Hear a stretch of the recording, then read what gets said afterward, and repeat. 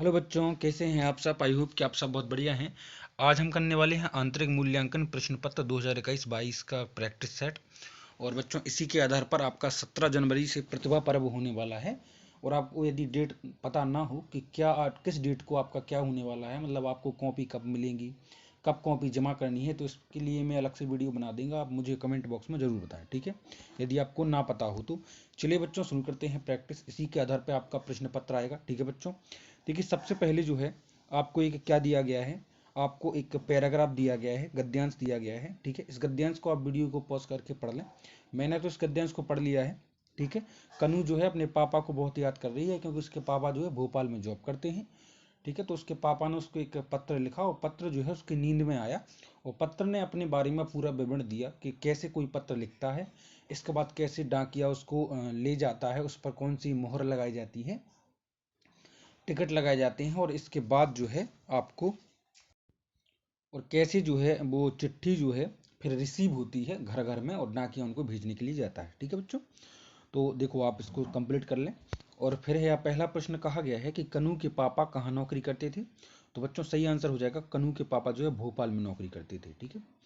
कनू को सपने में क्या दिखाई दिया, तो कनू को सपने में क्या है, हमने बताया है, पत्र यानी चिट्ठी। चिट्ठी जो है उसके सपने में आई। चिट्ठी जिस डिब्बे में डालते हैं उसे क्या कहते हैं, तो आपको पता होना चाहिए। जिस डिब्बे में हम चिट्ठी या पत्र भेजने के लिए कहीं भी डालते हैं उसको लेटर बॉक्स कहा जाता है, ठीक है। वो लाल कलर का होता है। चिट्ठी पर जो ठप्पा लगाया जाता है उसे क्या कहते हैं, तो उसको बच्चों बोलते हैं क्या, मोहर, ठीक है। मोहर बोलते हैं जो ठप्पा लगाया जाता है ना। और डाकखाना शब्द किस प्रकार का है, तो बच्चों वो डाकखाना जो शब्द है वो संकर है। कैसा है, संकर। तत्सम तद्भव देशज, आप जानते हैं टी की तत्सम शब्द वे शब्द होते हैं जो संस्कृत से लिए जाते हैं डायरेक्ट हिंदी में, जिनका उपयोग किया जाता है।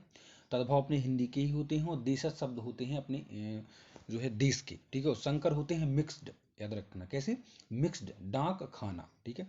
नेक्स्ट क्या है कि आपको इधर दिए गए हैं खाली स्थान, जैसे मोहन तीसरी कक्षा में है, ठीक है। तो भैया मोहन जो है तीसरी कक्षा में है, इसका आपको सही जो है बनना है कि क्या इसमें क्रिया आ सकती है, तो मोहन तीसरी कक्षा में क्या पढ़ता है, ठीक है। जो इधर वर्ब, आपको वर्ब का उपयोग करना है, डूएज डायरेक्ट दिए गए हैं कि आपको जो निर्देश दिए गए हैं उनको फॉलो करें और उनको भरें, ठीक है। तो इसमें आप क्या भरेंगे, पढ़ता है। प्रभा गेंद से क्या करती है, खेलती है। देखो, बहुत इजी है, कुछ इजी है कुछ डिफिकल्ट है, ठीक है। ऐसा ही आपका जो नोटिफिकेशन आया है उसमें भी दिया गया है। प्रभा गेंद से क्या करती है, खेलती है। मोर वन में नाचता है। पुलिस को देखकर चोर भागता है। और आकाश में तारे टिमटिमाते हैं, ठीक है। अगला है अति लघु उत्तरीय प्रश्नों के उत्तर दीजिए। कवि ने गौरैया की आंखों की तुलना किससे की है, तो बच्चों आप लिखेंगे कि कवि ने गौरैया की आंखों की तुलना नीलम से की है। किससे, नीलम से। नीलम एक नीला डायमंड होता है जिसे हम नीलम कहते हैं, ठीक है बच्चों।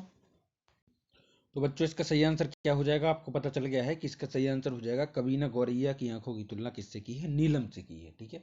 नेक्स्ट क्या है, राष्ट्रीय पर्व कौन से हैं, तो बच्चों राष्ट्रीय पर्व मतलब जो पूरे धार्मिक पर्व की बात नहीं की जा रही है, इधर राष्ट्रीय पर्व यानी नेशनल फेस्टिवल की बात की जा रही है। तो बच्चों, राष्ट्रीय पर्व जो हैं आपके हो जाएंगे कौन कौन से, जैसे कि आपका हो गया, पहला आपका हो गया, आप लिखेंगे गणतंत्र दिवस। क्या लिखेंगे, गणतंत्र दिवस, ठीक है। इसके बाद आप लिखेंगे स्वतंत्रता दिवस, स्वतंत्रता दिवस। और तीसरा लिखेंगे आप क्या, गांधी जयंती, ठीक है। क्या लिखेंगे, गांधी जयंती, ठीक है। तो इस तीन प्रकार के आप जो है जो राष्ट्रीय पर्व का उल्लेख कर सकते हैं। भारत के हृदय प्रदेश के नाम से कौन सा प्रदेश जाना जाता है, बच्चों भारत क्योंकि मध्य प्रदेश जो है अपना भारत में के सेंटर में है, ठीक है। और जो है अपना जो हृदय होता है वो भी सेंटर में होता है, इसलिए हृदय प्रदेश मध्य प्रदेश का एक नाम है, इसलिए सही आंसर आ जाएगा इसका मध्य प्रदेश, ठीक है। मध्य प्रदेश को टाइगर स्टेट भी कहते हैं, सोयाबीन स्टेट भी कहते हैं, और नदियों का मायका भी कहते हैं। दोहा छंद की लक्षण और परिभाषा लिखें कि दोहा आप जैसे जानते हैं, ठीक है। जैसे कि यदि मैं कहूँ गुरु गोविंद दो खड़े काके लागू पाए, बलिहारी गुरु आपने गोविंद दियो बताए, इस प्रकार ये एक दोहा है, और इसके लक्षण बताना है कि कब किस हम पद को दोहा कह सकते हैं, उसमें क्या विशेषताएं होती हैं। तो प्यारे बच्चों, इसके आंसर के लिए आपको देखो इधर देखना होगा, देखिए देखिए आपको आंसर नंबर 14 में आपसे कहा गया है दोहा की विशेषता बताएं, तो आपको क्या लिखना है, देखो कि इसमें 4 चरण होते हैं। जैसे जैसे आप देखेंगे कि गुरु गोविंद दो खड़े काके लागू पाए, ठीक है। और बलिहारी गुरु आपने गोविंद दियो बताए, 4 चरण हो जाएंगे, ठीक है। दोहे के पहले और तीसरे चरण, मतलब पहले और तीसरे चरण में होती हैं 13-13 मात्राएं, आप ऑब्जर्व करेंगे तो आपको पता चलेगा। और आपके चौथे चरण में, और दूसरे चरण में होती हैं आपकी कितनी, 11 मात्राएं। तो ये जो है विशेषताएं होती हैं किसकी, दोहे की। अब हम चलते हैं नेक्स्ट क्वेश्चन पर। तो बच्चों नेक्स्ट क्वेश्चन आपका क्या पूछा गया है, देखिए नेक्स्ट क्वेश्चन है वात्सल्य भाव किस रस में होते हैं। तो रस आपको पता होनी चाहिए, 9 या 11 प्रकार के रस होते हैं। तो वात्सल्य भाव जो होता है बच्चों, वात्सल्य रस में होता है, वात्सल्य रस, ठीक है। जब भी आपको किसी भी वात्सल्य, इसका आंसर आप देख लीजिए पहले, इसका आंसर है आपका वात्सल्य रस, ठीक है। वात्सल्य भाव किस रस में होता है, तो वात्सल्य भाव। अब भैया वात्सल्य भाव क्या है, तो वो होता है एक प्रकार की ममता या प्रेम, जब कोई भी माता पिता या कोई भी छोटे बच्चों से किसी भी पद में छोटे बच्चों की किलकारियां, उनकी नटखट शरारत का बोध होता है हमको, ठीक है, तो वहां पर वात्सल्य भाव ही होता है, ठीक है। मैया मूरी मैं नहीं माखन खायो, कृष्ण जी कह रहे हैं यशोदा माँ से, तो यहाँ भी वात्सल्य भाव है, ठीक है। नेक्स्ट क्या है, सही जोड़ियां मिलाइए। तो बच्चों सही जोड़ी तो आपको इस प्रकार से मिलाना, जैसे महात्मा गांधी है, तो महात्मा गांधी हो जाएंगे आपके राष्ट्रीय पिता, ठीक है, राष्ट्रीय पिता हो जाएंगे महात्मा गांधी, ठीक है। अच्छा, अब अगर क्या है, भीमराव अम्बेडकर, तो भीमराव अम्बेडकर हैं संविधान के रचयिता, जैसे आपको पता है प्रारूप समिति के अध्यक्ष थे, ठीक है, डॉक्टर भीमराव अम्बेडकर। रविन्द्रनाथ टैगोर ने क्या किया, राष्ट्रगान की रचना की, जैसे जनगण मन, है ना।